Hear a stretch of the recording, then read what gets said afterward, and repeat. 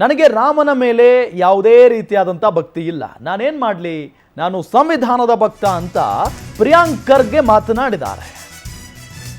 ನನಗೆ ರಾಮನ ಮೇಲೆ ಭಕ್ತಿ ಇಲ್ಲ, ನಾನೇನು ಮಾಡಲಿ, ನಾನು ಸಂವಿಧಾನದ ಭಕ್ತ ಅಂತ ಹೇಳಿ ಪ್ರಿಯಾಂಕ್ ಖರ್ಗೆ ಸಚಿವರು ಮಾತನಾಡಿದ್ದಾರೆ ಬೆಂಗಳೂರಿನಲ್ಲಿ. ಸಂವಿಧಾನದ ಭಕ್ತ, ಎಲ್ಲರ ಜೊತೆಗೆ ಹೋಗ್ತೀನಿ,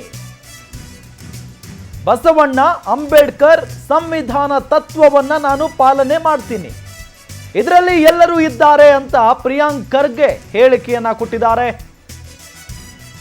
ರಾಮನ ವಿಚಾರಕ್ಕೆ ಯಾಕೆ ಕಾಂಗ್ರೆಸ್ನವರಿಗೆ ಇಷ್ಟೊಂದು ಅಸಡ್ಡೆ ಅಂತ ಹೇಳಿ ಜನ ಪ್ರಶ್ನೆ ಮಾಡ್ತಾ ಇರುವಂತಹ ಸಂದರ್ಭದಲ್ಲಿನೇ ಜವಾಬ್ದಾರಿಯುತ ಸ್ಥಾನದಲ್ಲಿರುವಂತ ಸಚಿವ ಪ್ರಿಯಾಂಕ್ ಖರ್ಗೆ, ಎಐಸಿಸಿ ಅಧ್ಯಕ್ಷ ಮಲ್ಲಿಕಾರ್ಜುನ ಖರ್ಗೆ ಅವರ ಪುತ್ರ ಈ ರೀತಿಯಾಗಿ ಒಂದು ಹೇಳಿಕೆಯನ್ನ ಕೊಟ್ಟಿದ್ದಾರೆ. ಇಂಟ್ರೆಸ್ಟ್ ಇದ್ರೆ ಇಂಟ್ರೆಸ್ಟ್ ಇರೋರು ಹೋಗ್ತಾರೆ, ಇಂಟ್ರೆಸ್ಟ್ ಆಸ್ತಿಕರು ಹೋಗ್ತಾರೆ, ನಾಸ್ತಿಕರು ಹೋಗಲ್ಲ. ಸಂವಿಧಾನದಲ್ಲಿ ಆಸ್ತಿಕರಿಗೂ ಜಾಗ ಇದೆ, ನಾಸ್ತಿಕರಿಗೂ ಜಾಗ ಇದೆ. ನಮಗಿಲ್ಲ, ನಾವು ಆ ಕಡೆ ಇಲ್ವೇ ಇಲ್ಲ. ನಾವು ದೇವಸ್ಥಾನಗಳಿಗೆ ಕಮ್ಮಿ ಹೋಗೋದು. ನೀವು ಕರೆದ್ರೆ, ನೀವು ಕರ್ಕೊಂಡು ಹೋದ್ರೆ ಹೋಗ್ತೀನಿ ಅಷ್ಟೇ.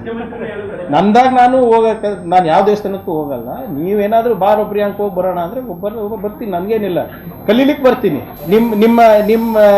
ನಿಮ್ಮ ಆಚರಣೆ ಹೇಗಿದೆ, ನಿಮ್ಮ ತತ್ವ ಹೇಗಿದೆ, ನಿಮ್ಮ ಕಲೆ ಹೇಗಿದೆ, ನಿಮ್ಮ ಸಂಸ್ಕೃತಿ ಹೇಗಿದೆ, ಅದು ನೋಡಕ್ಕೆ 100% ಇದೆ. ನಾನು ಬನಾರಸಿಗೂ ಹೋಗಿದ್ದೀನಿ, ವಾರಣಾಸಿಗೂ ಹೋಗಿದ್ದೀನಿ, ಬೋಧಗಯಾಗೂ ಹೋಗಿದ್ದೀನಿ, ಚರ್ಚಿಗೂ ಹೋಗಿದ್ದೀನಿ.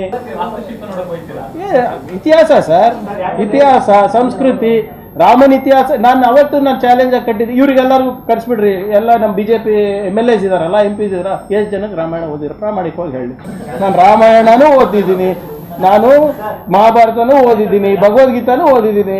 ನಾನು ಸುಳ್ಳು ಹೇಳೋಕ್ಕಾಗಲ್ಲ ಅಲ್ಲ. ಪ್ರಶ್ನೆ ಕೇಳಿ ನಾನು ಉತ್ತರ ಕೊಡ್ತೀನಿ.